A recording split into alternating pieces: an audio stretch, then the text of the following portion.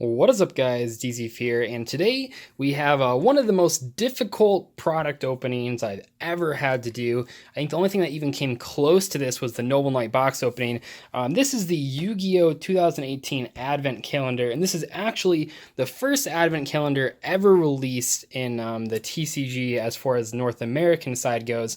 There have been TCG versions of this, only released in Europe though, and man, they got a whole bunch of them. They were really cool. I think one of the first ones, if not the very first one, was I remember Formula Synchron was one of the ultra rares, and that was very exciting at the time because it had only been printed as rare. So that would put it at like what, 2010, 2011.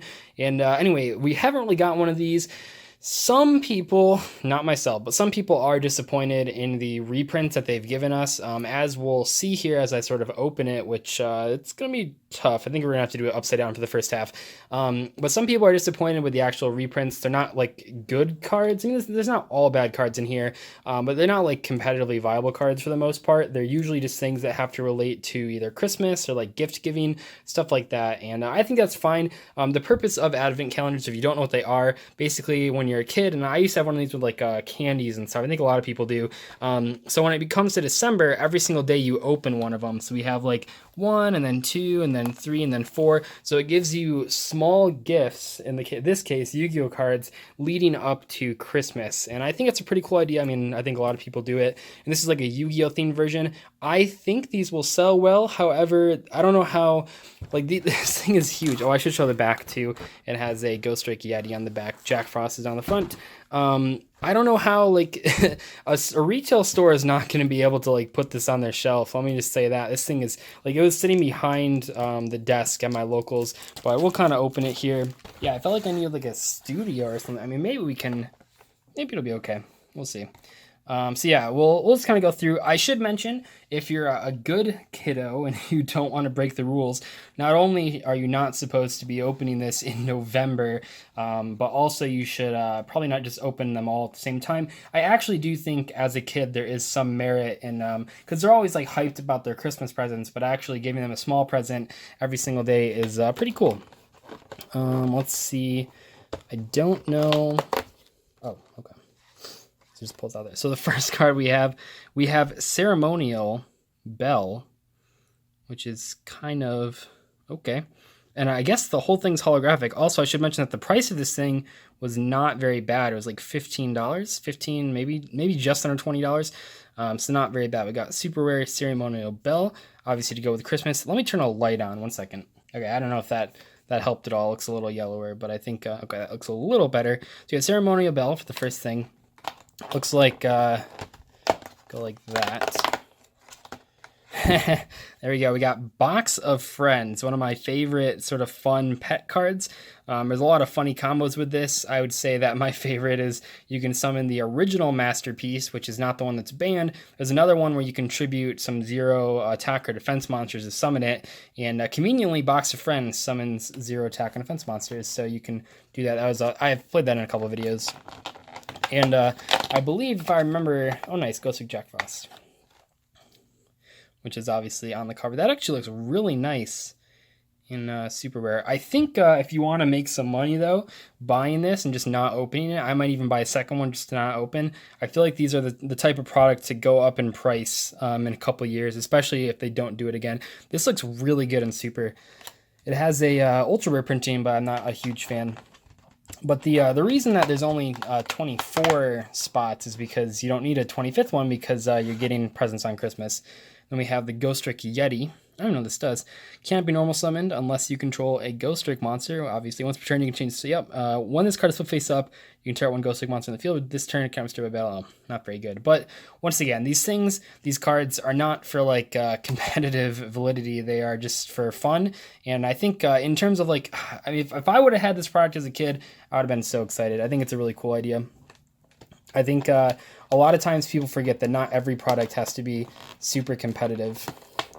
Also, I can't open this at all. Okay, gotta be careful there.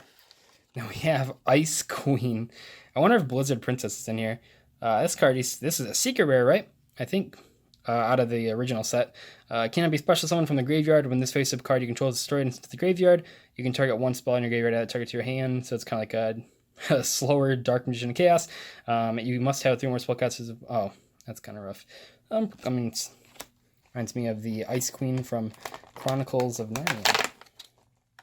Really? 2 Latin? Is that how you pronounce that?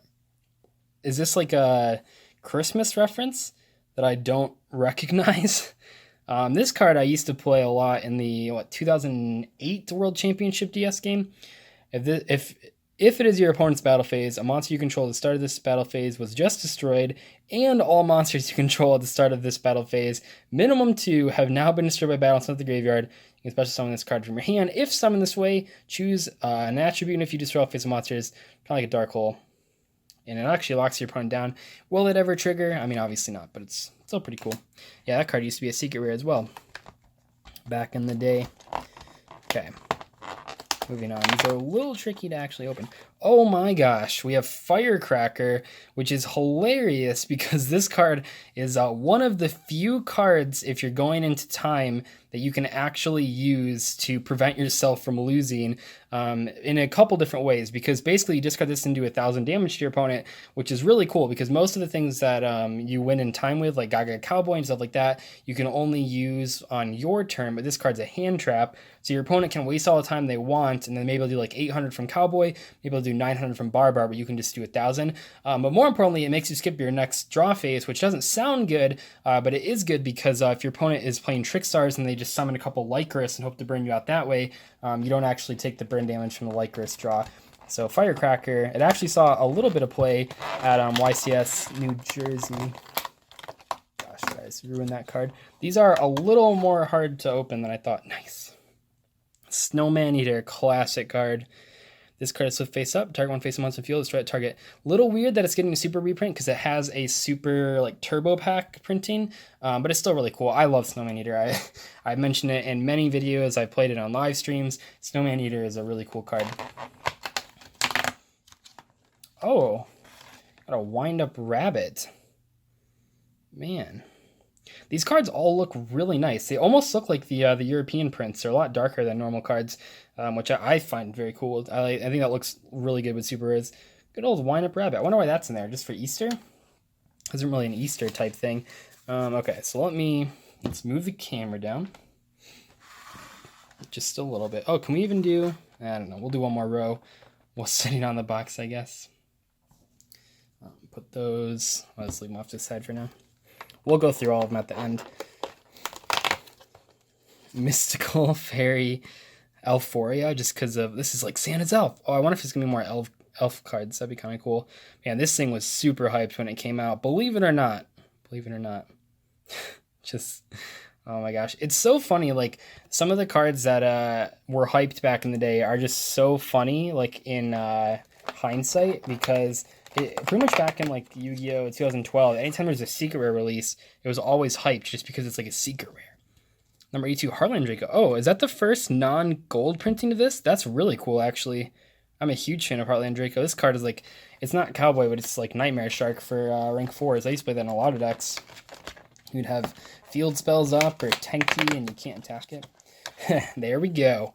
Santa Claus, who we just talked about in that Silent Wobby video, because this card is exactly like that, the Silent Wobby, where your opponent gets to draw, not you. But of course, you have to have Santa Claus in there. I don't actually know how many Ultras there are. It's possible the last 5 cards are all Ultra Rares, but I'm not entirely sure. Oh, cool. Sacred Phoenix of Neps. I don't know why that's in here, but are phoenixes really known in Christmas? I must have missed that Bible verse. I don't know. Still pretty cool to have. That deck's actually getting a lot of support too. And then, oh baby, Cock-a-doodle-doo, which actually, it's funny because I accidentally hyped this card up to like $10 with the FAs, which was like the first time in my YouTube career that I ever was able to, well, I accidentally hyped up the card to that much. I already have my copies. I wasn't trying to sell them or anything. But yeah, it actually prevented me from getting my 3rd copy. But anyway, I hyped up Cock-a-doodle-doo because I thought it was really good in FA, and it actually was really good in FA. But then it didn't see a reprint until very recently. Not only does it have this reprint, which by the way, looks really cool and super rare, but also it saw a reprint in the recent Legendary Hero decks as a common in the Phantom Knight deck. Okay, so we'll move. Okay, now we can. I'm like doing this on a box because I don't know. This is just like so awkward. I don't know how people.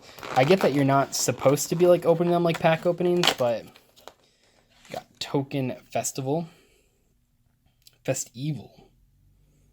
Remember there was a deck building challenge. Well, I don't really call them those, but there was like a thing I did where people could donate and I could play cards, and this was one of them. Not the best card, but it's okay. Gift exchange in Super Rare. This is so cool. I get the feeling that there's gonna be people that don't like this product, but I actually think it's really cool. It's just so fun. This would have been so cool as a kid. Both players banish one card from the deck's face down, and if they do during the end phase of this turn, both players add to their hand the card their opponent banished by that effect. So it's kind of like exchange. I mean, it's called gift exchange, but it's like the card exchange, but you don't have to draw the card to give in your opponent, and also you get to choose which card they get. Lone Fire Blossom. Holy crap! There's actually some pretty cool cards in here.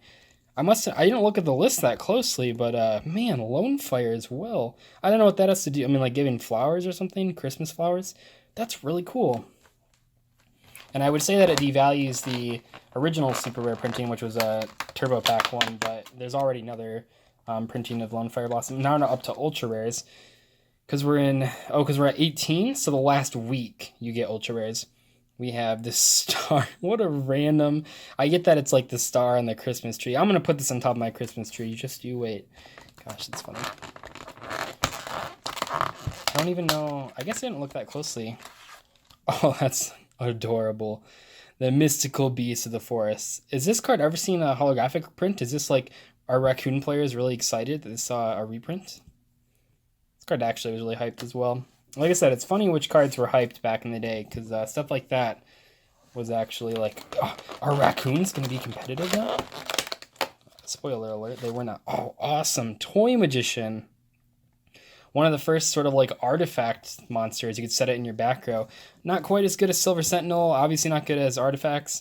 I never thought I'd say the phrase not quite as good as Silver Sentinel. But yeah, this card doesn't really do anything. It's literally just Silver Sentinel that destroys back row instead of monsters. Pretty cool though. Remember, once again, a card that was very hyped up. We got number 41, Baguska, the terribly tired Tapir. That's me on Christmas morning. Although maybe the OCG artwork, if you know what I mean. Too bad we didn't get the alcoholic Baguska. Then we have, actually a really good printing. This isn't really too feasible to like buy this just for like the reprints, but you are at least guaranteed all these cards, which is cool. But Ghost Reaper Winter Cherries, if you don't have this card yet, it's had a couple printings. You really need this card right now though, because if Konami can't ban Firewall, we can by using Ghost Reaper. Then we have Hey Trunade. I don't know what this has to do with Christmas at all. Really, I don't know what the Ghost Reaper has to do with maybe Winter Cherry. I don't know. Or Winter Cherry? Do cherry blossoms have anything to do with winter or Christmas and stuff? Hey Trunade, what a random. They've reprinted this card a bunch of times too recently. It seems like Konami doesn't reprint these cards, and then when they start reprinting them, they're like, we'll just give them 6 copies. And then the last card. This is the last card. Oh my gosh, it's funny. We have Token Bomb. That's hilarious. Oh my gosh. Fantastic. Look at them. They're enjoying Christmas. That is really the perfect card. Oh my gosh. This is such a cool product. I know some of you will not like this product, and that's okay. You don't have to like every product that Konami puts out, but I think that for me personally, I'm just thinking of how much I would have loved this as a kid. I like some of these cards aren't even that bad though, like Lone Fire Blossom, Cockadoodle Doo, like the Hey Trunade, Reaper, Baguska. Like, these actually aren't that bad of cards. Obviously, there are some themed cards in here. I mean, they're all sort of on theme. Snowman Eater's pretty good. Firecracker. Like, oh, man, this is so cool. Jack Frost is pretty cool. Honestly, like the only like really bad cards in here are the actual token cards, just because they're not that powerful. Like Token Festival is not very good. But overall, I'm a huge fan. This is such a cool product. I can't believe it took so long. I'll just throw them there, whatever. I can't believe it took so long for us to get this product, but it's really cool that we finally have it. And if you know someone that's like a little kid that's playing Yu-Gi-Oh or just getting started in Yu-Gi-Oh, maybe it's your little brother or something, your little sister, I think that this is a really cool product to recommend to anyone as a parent to get for their kids. I think that kids especially will really enjoy this advent calendar. Maybe the competitive players don't like it. Perfectly fine by me. Not everything has to be for competitive players. But hopefully you guys enjoyed this opening. If you want to go buy one of these, like I said, I don't know where you buy them at. I bought mine at my locals. I don't actually know if normal stores are going to have shelf space for this. I really doubt it. So you might have to ask your locals and find out how to get one of these. And then maybe you can do like an advent calendar special on your own channel or just in your own life. I don't know. But thank you guys so much for watching. I'll see you later. Let me know what you think about the advent calendar. Do you like it? Do you not like it? Which cards are your favorite out of it? And yeah, I'll see you later. Goodbye.